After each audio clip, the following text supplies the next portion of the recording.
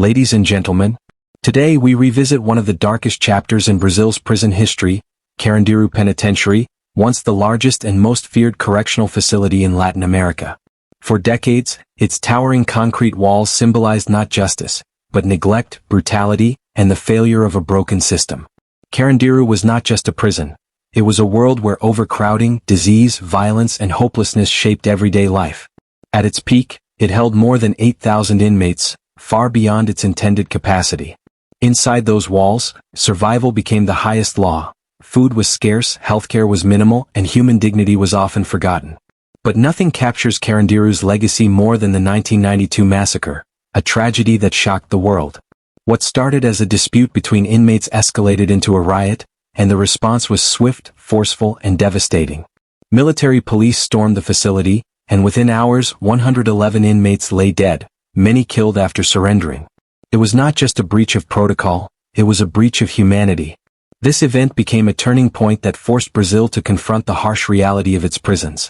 It raised global questions about human rights, state accountability, and the true meaning of justice. And in 2002, Carandiru Penitentiary was finally closed, but its legacy continues to echo as a reminder that a justice system without humanity becomes injustice itself.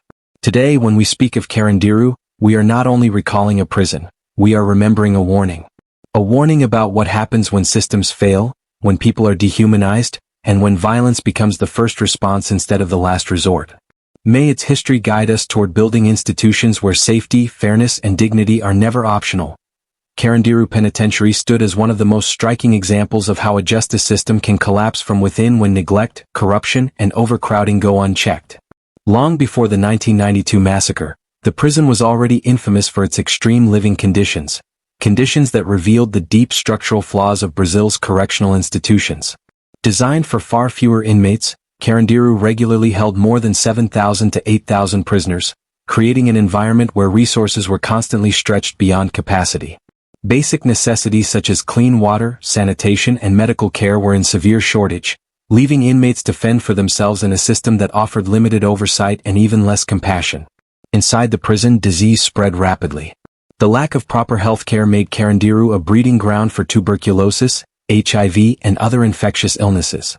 The highly respected physician Dr. Drauzio Varela, who worked inside the facility, described the prison as a place where violence and sickness were almost as common as breathing. His accounts exposed how inmates lived in cramped cells, often sharing spaces with dozens of others, with no access to adequate hygiene or mental health support. This neglect highlighted a key systemic issue. The prison was not designed to rehabilitate or protect. It was simply a place to store people society had forgotten. Violence became a natural consequence. When you place thousands of people in tight, stressful, and neglected living quarters, conflict becomes inevitable.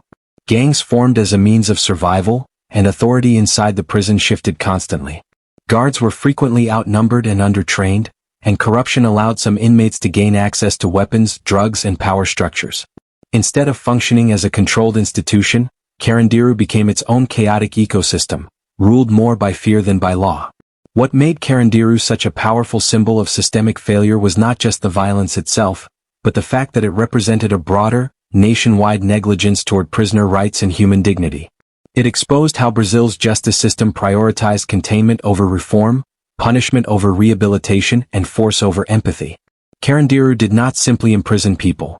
It stripped them of identity, safety, and hope, revealing a system that had stopped functioning as justice and had turned into an institution of survival, where the state's responsibility to protect those in its custody was consistently ignored. The 1992 massacre at Carandiru Penitentiary stands as one of the most shocking and controversial events in the history of global prison violence.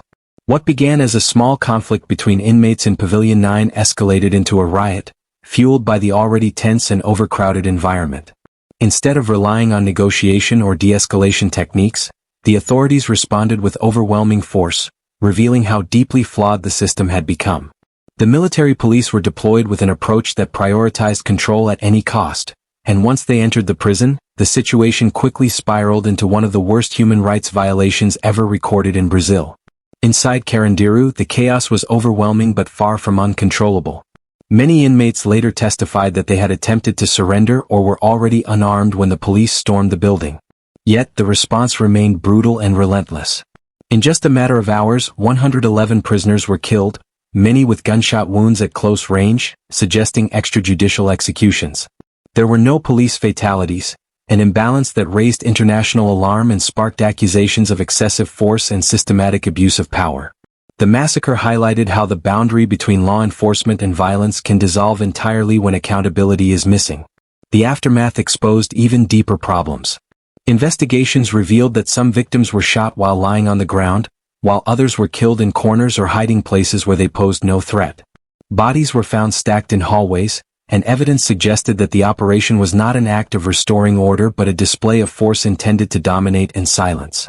Human rights organizations across the world condemned the event, calling it a state-sanctioned atrocity.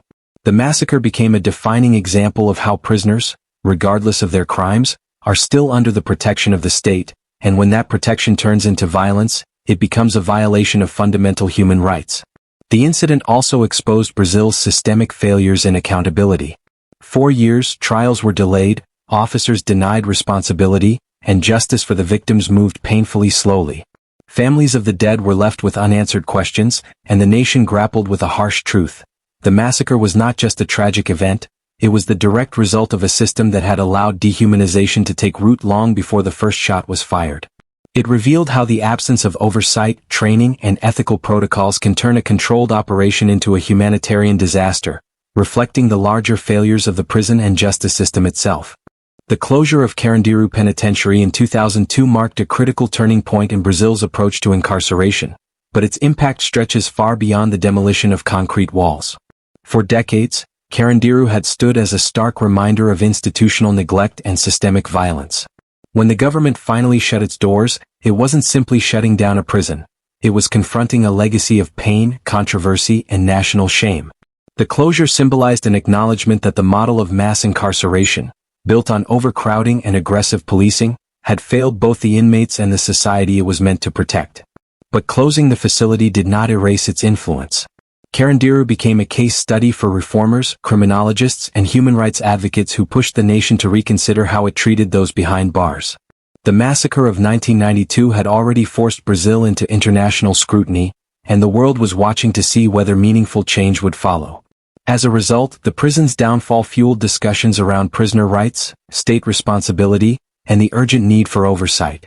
It also revealed the importance of investing in rehabilitation programs rather than relying solely on containment and force.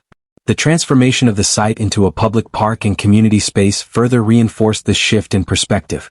Where once stood a fortress of fear now exists an open area designed for recreation, reflection, and renewal. This repurposing was a symbolic attempt to heal old wounds, showing that even places stained by violence can be reshaped into something constructive. It sparked a national conversation about how societies remember their darkest moments and whether those memories can encourage progress instead of repeating the past. Carandiru's legacy also influenced legal and political debates. The trials related to the massacre pushed Brazil to confront issues such as police accountability, the rule of law, and the limits of state power. The slow pace of justice highlighted the gaps in the legal system, where powerful institutions often shielded their own from consequences. Yet, the visibility of the case forced the country to face these shortcomings and consider reforms that aimed to prevent similar tragedies.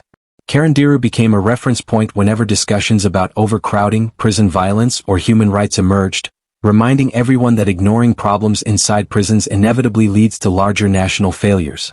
The lessons drawn from Carandiru continue to shape Brazil's policies, research, and public opinion, proving that its closure did not silence its story but instead gave rise to a broader demand for dignity, transparency, and humanity within the criminal justice system. In the end, the story of Carandiru is not just about a prison.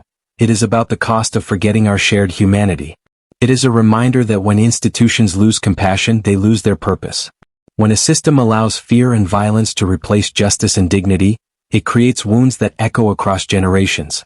Carandiru may be gone, its walls demolished and its cells emptied, but the lessons it left behind continue to speak loudly. They urge us to build a future where every life has value, where accountability is not optional, and where the pursuit of justice never comes at the expense of human rights. If we listen to those lessons, perhaps tragedies like Carandiru will remain part of our past, not our future.